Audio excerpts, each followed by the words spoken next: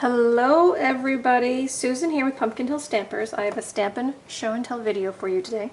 We are saying farewell to some of our favorite stamp sets as our annual catalog is coming to a close. And so for today on the blog hop for Thursday's blog, I'm going to be using our Flowering Blooms stamp set, which sadly I have to say I've only started to use it in the last month or so. With any real commitment to using it, and now it's retiring. So sometimes it happens to us, but those of us who really love the paper crafting, we don't mind so much, right? That just means that we've got new beautiful stamps coming in that we can collect, and we don't have to get rid of our old ones just because they retire. We can continue to make beautiful projects with them. So we are saying goodbye to our Flowering Blooms stamp set, and I'm going to show you how I put this card together with the set and coordinating dies for our blog hop day. So let's go ahead and get started. So you can see I am using a Melon Mambo cardstock as my base. Now I've cut this the long way, so it's 4 1/4 by 11, and then I trimmed off 1 inch on the front panel. So you see it's a little bit short here. So I did that, and then I took that 1 inch of cardstock and I went and I ran it through my die cutting machine and created this really frilly edge. Okay, so we're going to add that edge right back to the front of our card, and as you can see it just kind of gets stepped back. So I'm going to do that with my Tombow adhesive. Of course you could use your fine tip glue as well, or any other liquid adhesive. You just want to be really careful to just put a little bit, looks like I got a little bit dried on there. You just want to put a little bit on just the edge here, because if we get too much, it's going to make a mess. So let's see, can I get this even to come out? It's been sitting here. Well, that's just trouble. Sometimes you need to give it a little encouragement. There we go. Get that dried plug out of there. Okay, so you can see I'm just adding just a wee little bit of adhesive kind of between those half circles on the cut edge there, because I'm only going to be putting this really edge on to my cardstock. All the other parts that are cut, all this part out here is going to be free on the inside of my card, so I don't want to do any adhesive on that section. Okay, so here's what I do. So just this rectangular section here, I just put that down on my card and hold and press just so that liquid adhesive has a chance to grab hold, start to adhere to the cardstock again. But you can see I've got a nice decorative edge now on the front of my card. Okay, so that was nice and easy. We cut our card, we cut the edge off, we ran it through the Big Shot or your die cutting machine, whichever you have. So we're going to set that aside for a minute. Now, this is a piece of the Artistry Blooms Designer Series paper, and it too would be retiring on May 3rd with our annual catalog. So I'm going to go ahead and ink up my great big flower here with my Memento, because I'm going to use a blend marker to add some color to it. And what I really like about this paper is that it's primarily one color, like it's the Melon Mambo, but then this one also has like a bit of the Mango Melody in it as well, and some yellow. So you could really tie it with a lot of other colors. Okay, so there's that one.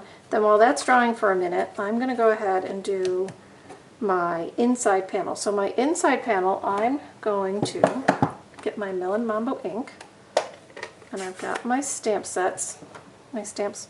So my little tag here, which I cut with the So Sentimental dies, is going to go on the front.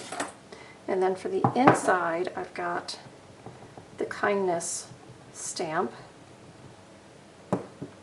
So I'm just going to put this on my grid sheet, square it off so that when I'm stamping I've got a good handle on keeping my sentiment square.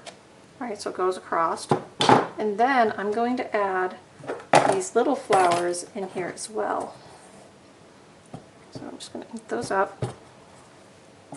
And I'm just going to add them right here just for a little bit of flourish on the inside. Okay, so nothing huge, just a little bit.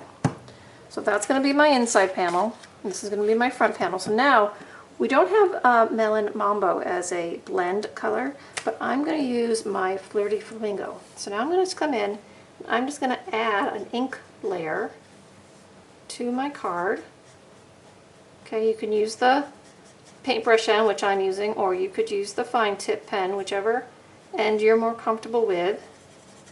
And I'm just adding a layer of ink shading to my blooms here, and that's just going to help it pop a little bit on the front of my card. Now, of course, you could use different mediums of ink if you wanted to. You could watercolor it, but then don't stamp with Memento. Or you can use blends. You could use darker blends, lighter blends, whichever you want to use on your projects, right? They're your projects, make them your way. But this is what I did. So a lot of times people are like, what did you do? I want to do it exactly the way you did it. So don't get hung up on that. You don't have to do it the way I did it. I'm just giving you ideas of how to lay it out and how to use your products. Okay, so I can let that dry. I could add more layers if I want it darker. I could use my color lifter if I wanted to make it lighter, but I'm just going to leave it right like that. So now I'm just going to add a layer of my adhesive on the back, nice and light. Doesn't have to be super heavy, and then that just goes right on the front of my card. So this is a square piece that I cut from my 12 by 12, so I was able to get 9 pieces at 4 by 4 out of one sheet, and because I also made these for a swap, that worked out really well because I needed to make a bunch of them. Now I am going to add my thank you tag here to the front, so I'm just popping that up on a dimensional, and I just kind of overlap it between the different panels, and I'm using my Artistry Blooms sequins, which coordinate the whole package here for the front. Okay, so there's my front, and then for the inside I'm going to go ahead and add some color to these flowers as well. So take your time, right? If you like, again, if you feel better using the smaller tip of your pen, switch it over and use the smaller tip of your pen, whichever way you have more control. We're all different in the way we use our tools, so you make it work for you. So I'm just adding some of this pink to this detail on the inside.